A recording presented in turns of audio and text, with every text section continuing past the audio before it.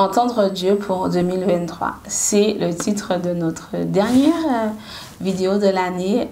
Si tu veux savoir ce que Dieu a pour toi en 2023 et comment le discerner, reste connecté.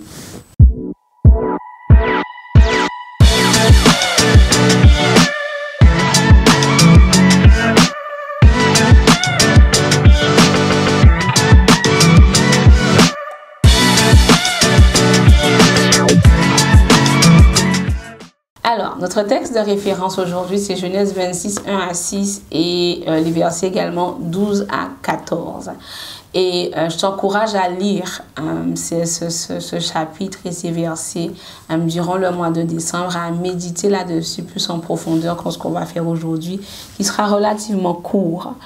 Pour replacer les choses dans leur contexte, il y a la famine. Il y a la famine.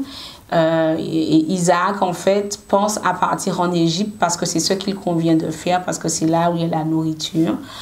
C'est la stratégie évidente pour mettre sa famille à l'abri du besoin. Et ça ressemble un peu à ce qu'on vit actuellement, c'est-à-dire que on annonce l'inflation, on vit l'inflation, on vit la récession, pardon. Pour beaucoup, il n'y a pas d'augmentation de salaire. Pour d'autres, il n'y a pas de chômage. Et comme Isaac, en fait, on peut se dire que la solution, c'est de se replier sur soi, de mettre en place des mesures économiques pour tenir bon durant cette période-là. Et cela paraît très sage. Mais la question est, est-ce que la stratégie est-elle divinement inspirée? Est-ce que la stratégie est ce que Dieu a prévu pour toi actuellement? Parce que Isaac avait vu la situation et la sagesse était justement qu'il mette en place ces mesures économiques en se rendant en Égypte. Mais Dieu en fait lui dira non, ne pars pas en Égypte, reste là où tu es et sème, je paraphrase, sème dans la famine. Et ce qu'on va remarquer en fait dans la lecture du jour, c'est qu'il va récupérer au centuple, il va devenir riche, très riche, tout simplement parce que il a obéi à la stratégie que le Seigneur lui a donnée.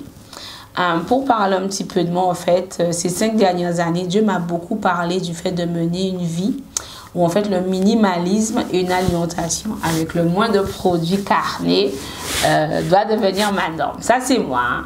Avant le Covid, avant récession, avant la guerre en Ukraine, avant la crise énergétique, avant l'inflation et maintenant bientôt la récession, le Seigneur me disait déjà, mais diminue tes dépenses, n'achète que ce qui compte pour toi, n'achète que ce qui est de qualité, quitte à ce que tu puisses économiser, apprends à manger bien, correctement, fais attention à ce que tu achètes parce que voilà, la nourriture peut te rendre malade si on mange des choses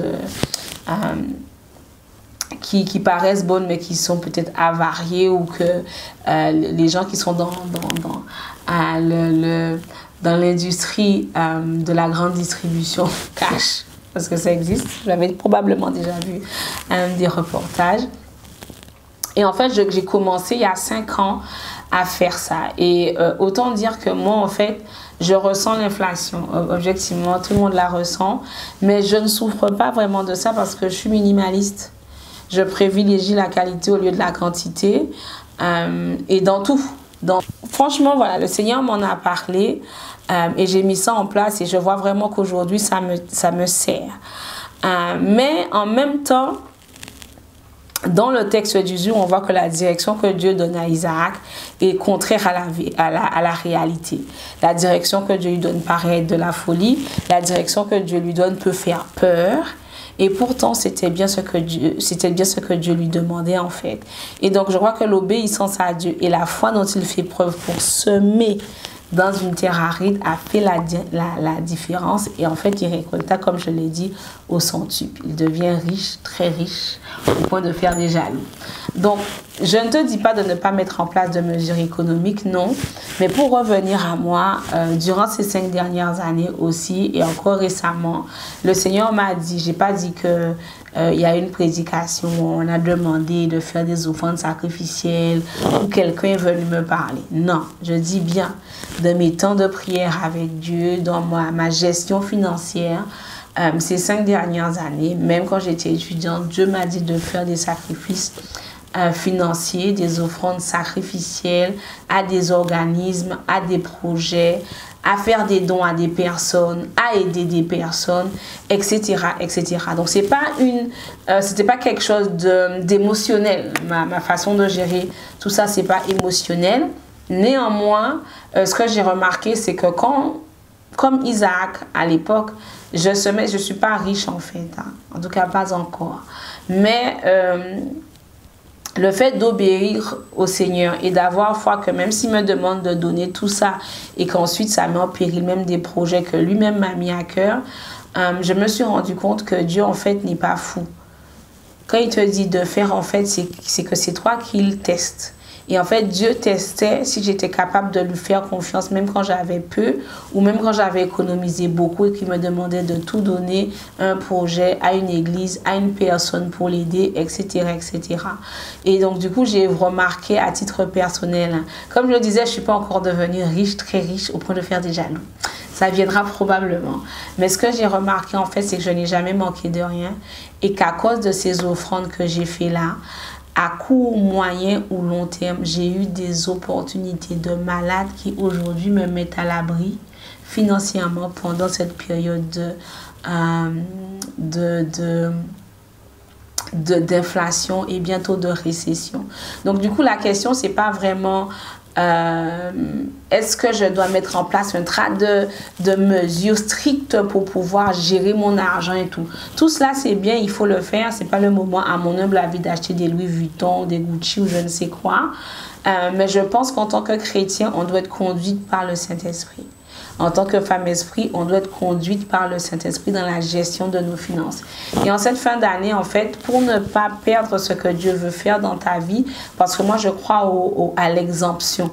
C'est-à-dire que tout le monde peut avoir des problèmes, mais parce que je sers le Dieu qui savait que l'inflation, la récession, la guerre en Ukraine, le Covid-19 allait venir et qui m'a préparé en me poussant à devenir minimaliste, entre guillemets, mais que ce même Dieu-là, en fait, a la capacité de faire en sorte que je ne manque strictement de rien pendant ces périodes-là, mais en plus, il est capable de me donner une stratégie pour m'enrichir.